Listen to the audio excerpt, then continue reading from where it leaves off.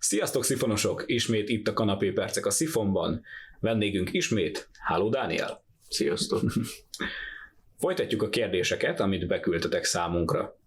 A következő kérdés is ehhez kapcsolódik. Voltak-e javaslataid az online oktatással kapcsolatban? Ezekből valósult-e meg valami? Tehát lényegében így, amit így város szinten tudnék mondani, úgy nem. Tehát úgy nem fejtettem ki a véleményem.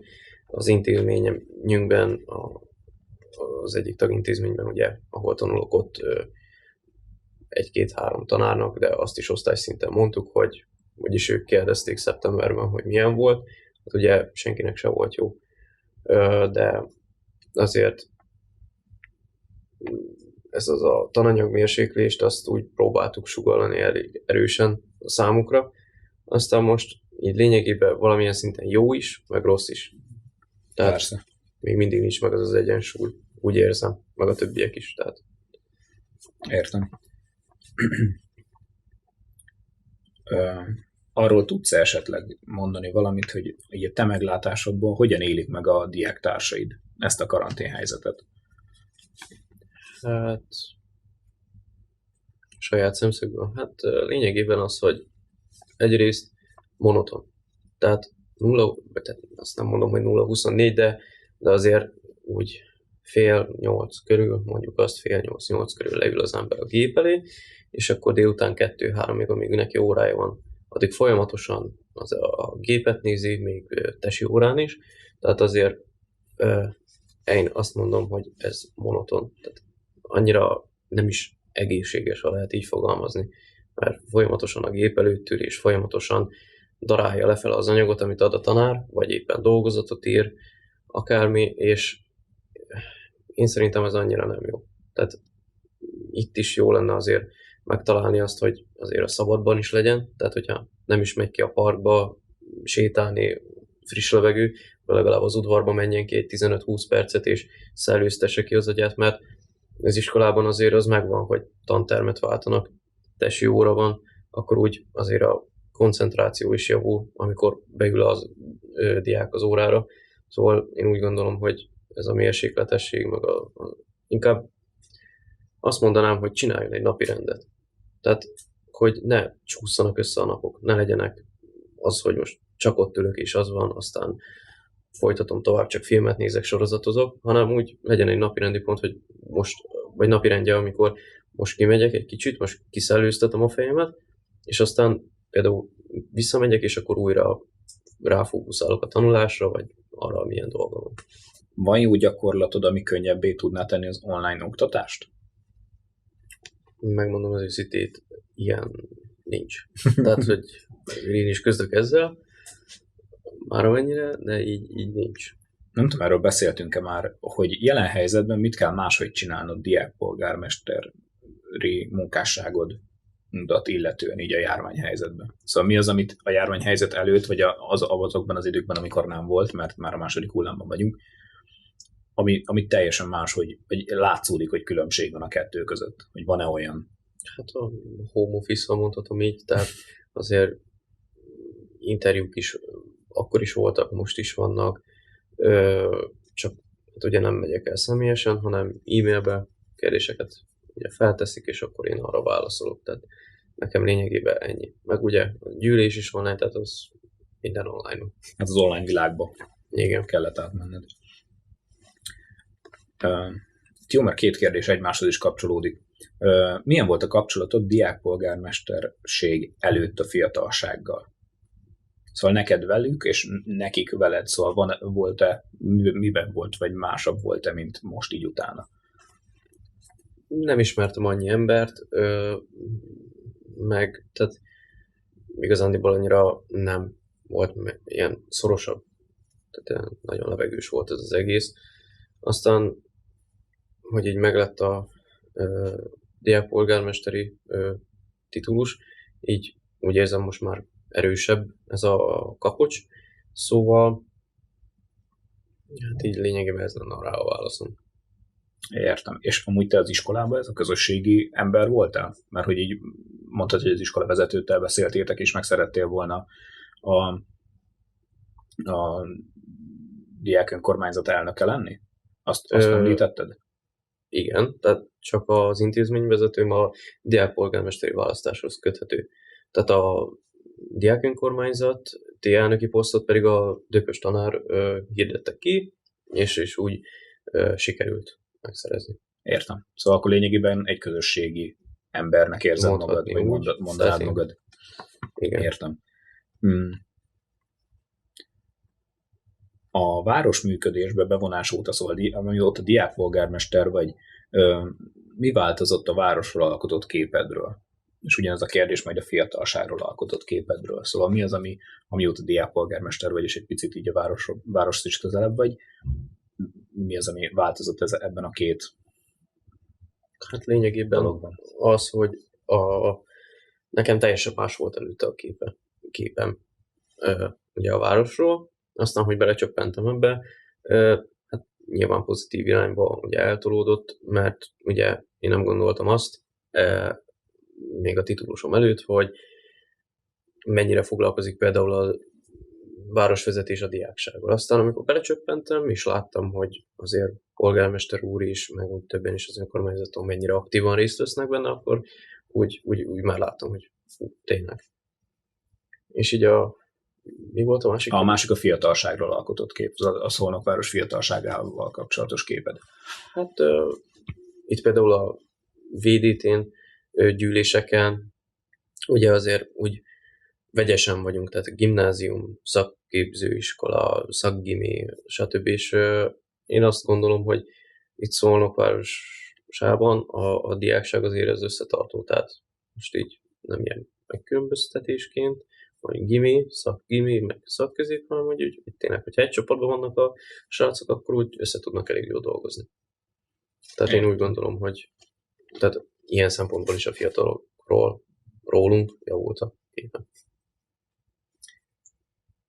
Itt egy problémáról lenne szó a következő kérdésnél. Közlekedési nehézségekben van-e módot segíteni? Itt például a buszok telítettsége szempontjából jött egy kérdés. Hát végül is tekintettel a veszélyhelyzetre a magyar állam az kijelentette, hogy menetrendsűrítés lesz, amit szerintem a szolnoki önkormányzat is megkapott, és lehetséges, hogy el is indul, csak én ezt így nagyon nem követem sajnos, tehát erre nagyon nincs válaszom. És például így pandémián kívül, szóval itt pont egy személyes beszélgetés alapján jött ez a kérdés, hogy amikor mennek suliba, akkor marhára telítettek a buszok, olyan szinten, hogy alig férnek el, úgyhogy azon a szakaszon tényleg ilyen 8-10 percenként jön busz. És hogy ebben például te tudsz-e tehát most kérelmet benyújtani, hogy adott szakaszokon vagy valahol lehetne plusz járatot berakni, vagy hogy ez például a te feladatkörödbe beletartozik-e, vagy ez már azért rajta túlnő? Hát is, tehát lényegében ezt így lehet feljebb küldeni, tehát nem csak az én hangomat hallják meg, tehát mindenki meghallja a városvezetés, és szerintem ezt meg lehet próbálni, de hogyha ilyen probléma van, akkor én is megpróbálom hallatni a hangomat ott a városvezetésnél, és akkor hát van. És például hol érnek el téged? Hát akár itt a Szifonba, akár a Szifon oldalán, akár az én oldalamon a Facebookon, és ott bárki bármilyen kérdéssel megtalálhat. És erre még itt vannak a fogadóórák is. Ami így van. Nagyon jó. Itt még egy 8. osztályosokhoz kapcsolódó.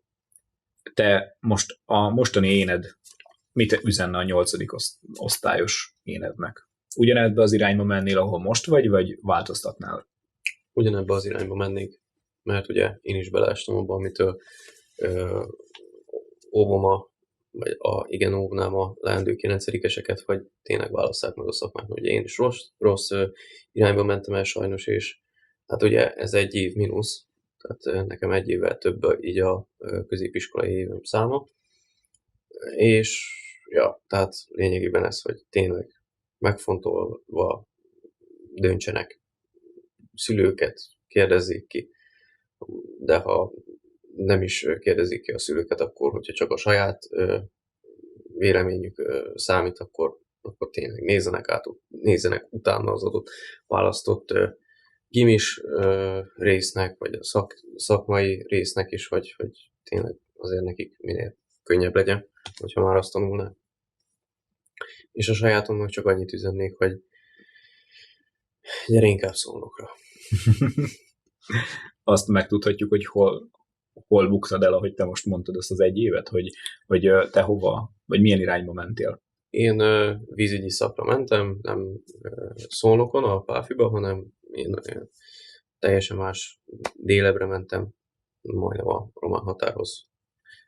Ott tanultam 1 évet, csak aztán rájöttem, hogy ez mégse az én területem. Értem, és akkor most? Most pedig itt vagyok Szolnokon, a Baros Gábor tagintézményben, aztán itt 11-es tanuló vagyok, közlekedésgépész szakon. Értem. És ezt ajánlanád?